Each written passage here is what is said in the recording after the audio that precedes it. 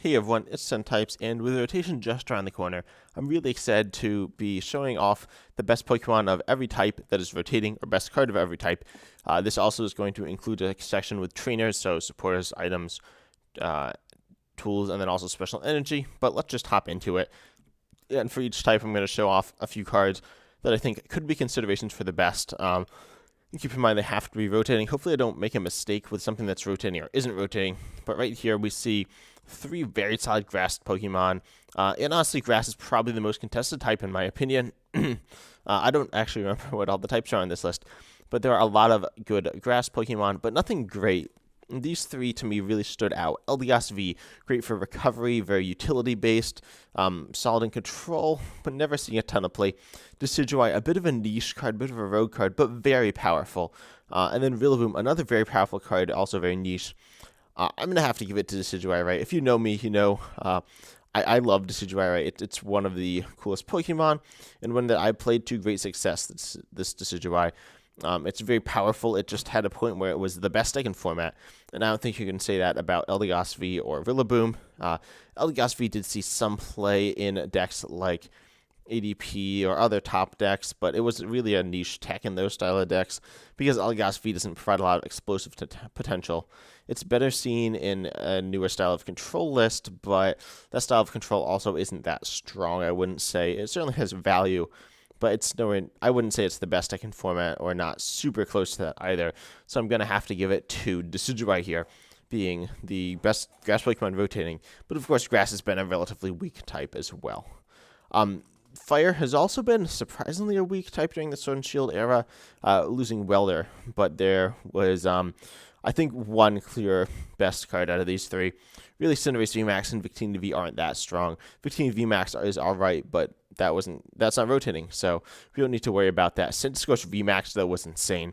Debatably the best deck in format when it came out. It's just very good, very powerful with Welder. Cinderace VMAX, Victini V, both strong cards in their own right, but Centiskorch, an amazingly powerful attacker, capable of doing massive damage to just completely destroying Pokemon, massive damage to anything. Water wasn't very good at this point. In Centiskorch VMAX, it wasn't overpowered. No, it might have been overpowered. It was very good, very straightforward. Also had more options. It's very much considered comparable to Eternatus VMAX, a very powerful card as well. But they both have their positives and negatives. Centiskorch got killed by rotation, but yeah, it's still amazingly powerful. Moving on to the next type here, water type. This is probably the type that's losing the most. We have some interesting attackers in Amazing Rare Kyogre, as well as we have Frostmoth, powerful energy acceleration. But then the Drizzle and Inteleon, the best engine that we're losing, I gotta say. And one of the best engines ever, I guess. That's probably a bit of a stretch, but still very strong. And Drizzle and Inteleon, the key part here is Drizzle, which is going to get it. Inteleon's amazingly powerful, but Drizzle's so good, so consistent. Lovable, searchable too, meaning that you can get the basic and the stage one on the same card. It's insane. I think it's the best engine, probably my favorite engine ever. Maybe Dedenne engine, but Drizzle very, very consistent, allowing you to set up for cool combos, allowing for very accurate, precise play, and also I played with a Decidueye, right? So it's all spot in my heart. Moving on to the next type here.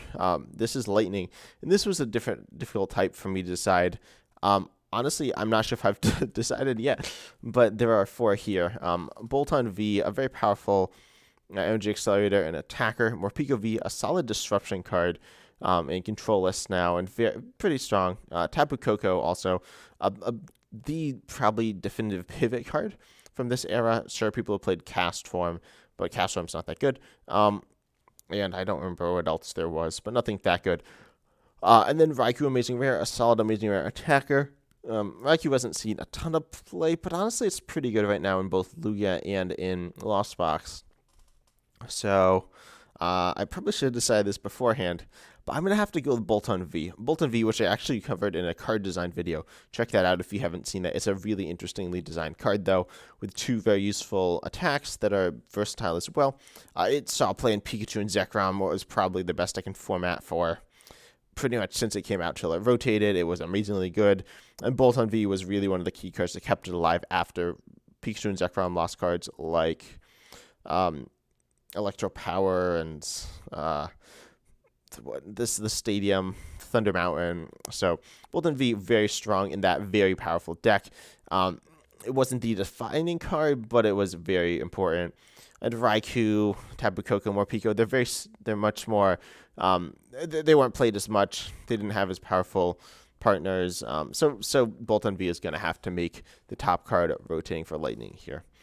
And as always, if you have any other cards that you think deserve to be on this list or deserve to be talked about here, just comment them down below. I'm really interested in hearing.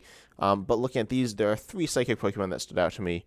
One of them is Dragapult VMAX, a very good spread Pokemon. Alchemy VMAX, a very powerful partner to a card like Shadow Rider Calyrex VMAX. Then Poltegeist, very solid with its Mad Party attack and ability to discard. It's just very good.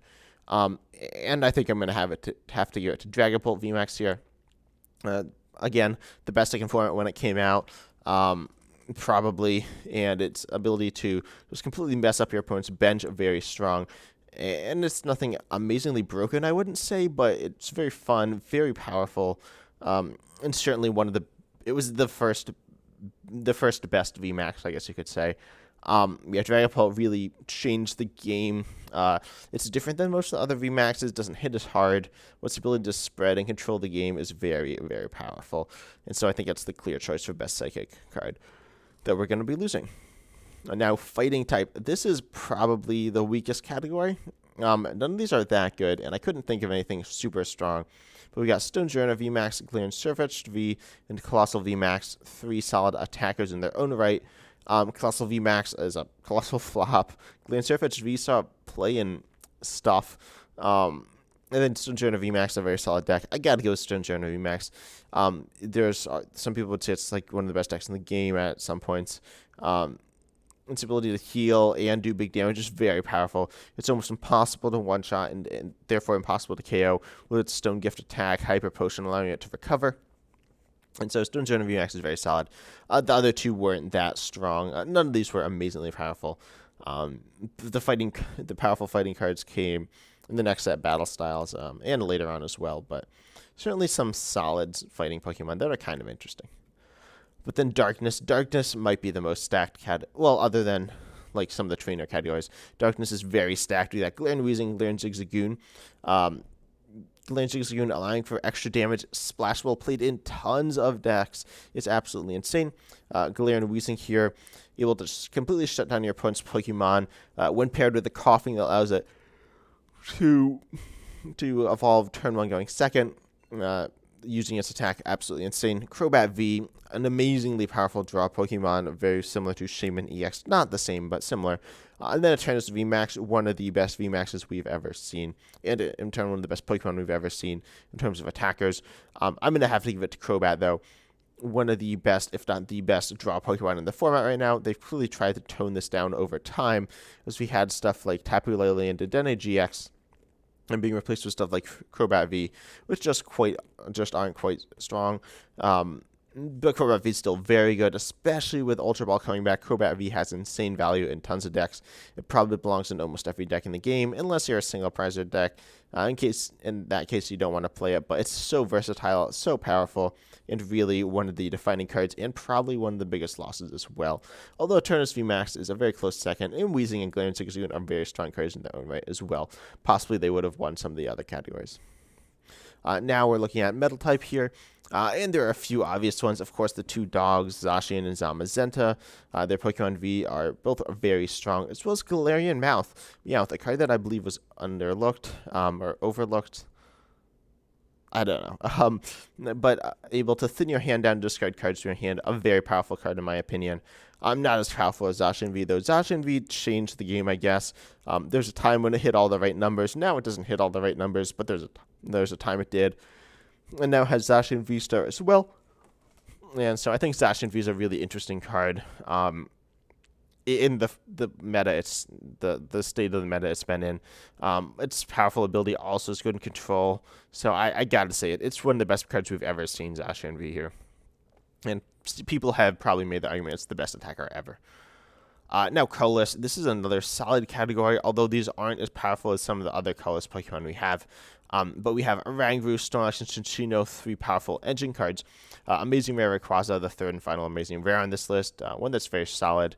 I guess I didn't mention Yveltal, which is a pretty good one, but not as good as the other stacked deck category. And then we also have Cramorant V here. I'm going to have to go...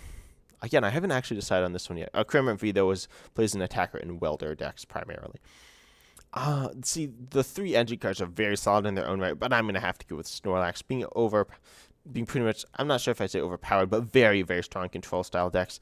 Notably, allowing the Mewtwo Union deck to come and become very powerful, and providing great engines to slower style of decks. Notably control. I definitely play a lot of control, and I think it provides a ton of value. Cinccino and Oranguru are both replaceable and not as strong as Snorlax, so I gotta go with Snorlax. Although this category, honestly, all 5 of these are very solid cards in their own right. And now moving on to items, which is definitively the most stacked category, even with cards that aren't rotating. I cut those out. There are a lot of very good cards that weren't rotating in item category. But we got Evo Incense, Quick Ball, 2 amazing search cards that are just so good. You play Quick Ball in every deck. Evo Incense in almost every deck. Then we see Metal Saucer, a very, very powerful card. More type-specific, but still very good. In fact, insanely good. Let me see Ordinary Rod, one of the best recovery cards we've ever seen. I don't know a lot of the older ones, but Ordinary Rod is still very solid. And then Scoop of Net, allowing you to reuse just so many things. Very powerful card. We're talking about standard here, of course, as well. So Scoop of Net not as strong as standard, but still very good. But I'm going to have to give it to Quick Ball, right? Again, in contention for the best card of all time. With this ability to discard cards from your hand, but also, of course, search for basic Pokemon into your hand, not forcing you to play them straight onto your bench, allowing you to use their on-play abilities. Great with Crobat V, Dedenne GX. Great with Lost Zone. Great with, like, literally any deck in the game. Pretty much every deck plays for Quick Ball. That's reducing a tiny bit with Ultra Ball coming out. But pretty much every deck should still play for Quick Ball. It's just so good. Now, in terms of tool cards, a bit of a weaker category, but still some solid ones. We have Air Balloon, a great retreating, pivoting card. Cape of Toughness, allowing you to have more survivability on basics. Big Charm for everything else. And then Big Parasol, stopping effective attacks, notably Yveltal, and spread effects like Dragapult, Shadow Rider Calyrex V, or Yveltal. Or no, sorry, for other spread stuff with Sableye where there's Lost My Attack. All psychic attackers, incidentally. But Big Parasol, Big Charm, and Cape of Toughness, they aren't it. Air Balloon is so good. Not as good as Floatstone, right? But it's still a very strong card, a consideration in every deck pretty much. And one of the better switching cards, if not the best switch card in format. I'd argue Switch is probably better, or Rope, but, they all have their own values. And Air Balloon's a very powerful card and provides a lot of value in a lot of decks, especially if you don't want to play Pivot, which you probably don't. And then supporters. This is definitely the category that's hit most by the fact that these are only cards that aren't rotating. So there are really 3 good supporters in the game right now, 3 best supporters. Boss's Orders, Professor's Research, and Marnie, but we're not losing Boss Orders or Professor's Research. So that leaves us with Marnie. Birdkeeper is also very strong, but Marnie is insanely powerful. It's, again, one of the best cards we've ever seen in a recent era, allowing you to disrupt your opponent, draw more cards, guaranteed not drawn to the cards you just saw as well, which is so powerful. Marnie it's just insane, right? If you don't play Marnie in deck, that's fine, but you should probably play one Marnie in every deck, I'd recommend. Now, last, probably not least, but who knows? Oh, sorry, I skipped to the next one. They are not last, everyone. They are not last, because we have Special Energy, but second to last, and probably second to least, we have Stadiums. These are some relatively tame ones, but I think there are 2 that are clearly above the rest, though I did include Glimmer Tangle and Rose Tower, having some value and utility in some decks. Stadiums as a whole are generally less valuable, but certainly Glimmer Tangle can be very good in certain decks. But then Training Court, allowing you to recover special or basic energy, very powerful. Notably with Radiant Greninja, Shadow Rider Calyrex, and some other cards as well. Certainly can be a consideration in Lost Box and pretty much any deck in the whole game. And then Galar Mine, increasing the retreat cost of both active Pokemon. And I'm going to go with Training Court, I think. I think Training Court's very good. I'm a big fan of Control with Galar Mine, but I think got to go with Training Court, right? Because its ability to allow you just to have greater access to energy is so good. If your opponent bumps, it's annoying, but I definitely think Training Courts are very strong in many decks. And benefits you as well. Galarine does benefit you more than your opponent almost all the time. Same with Glimmer Tangle. But Training Courts is just so strong. I think you got to include it on this list and have the number one spot. Now, last but definitely not least, these are some of the. This might be the most impactful category, actually. Not probably items, but special energies, including Twin Energy, very powerful in single prize decks. Powerful energy, very powerful in Lugia and Arceus. Lugia and Arceus, and Lugia and Arceus. But speed, lightning energy, very good in a number of decks. Notably Vikavolt, which we are losing. Now that I think about it, the biggest lightning loss is actually Vikavolt. I don't know why that wasn't on the list. Actually, it's not Vikavolt. Boltun's better than Vikavolt. I should include Vikavolt on the list, but Boltun's better than Vikavolt. It was just better. But then Speed Lightning, very good for any sort of lightning deck, including Boltund, Vikavolt, anything else. Capture Energy is very powerful in a number of decks, although not as powerful as, I'd say, Aurora Energy, the pick that I'm going to go with number one. Very versatile, very powerful. Seeing play in a lot of the format with first ADP and later on with stuff like, I guess, the big one is, of course, Lugia, and then also with the Regis. It's seen play in almost the whole format, but Aurora Energy is just such a good card that I think deserves so much play, so much love. A really cool card that I'm going to be missing that we're losing, except maybe not, because Regis are kind of annoying, and then Lugia is definitely annoying, but I hope you enjoy this list. Comment down below if you have any cards that you think should be on this list that I didn't include. As I said, I forgot Vikavolt. Bolton's a little better, though. But yeah, I'm interested in hearing your thoughts. Rotations, we're losing some cool cards, some good cards, but some interesting ones. I'm not gutted by it, but I think it's interesting. Sad we're losing a few of these, but I hope you enjoyed, and as always, I'm excited to see you in the next video.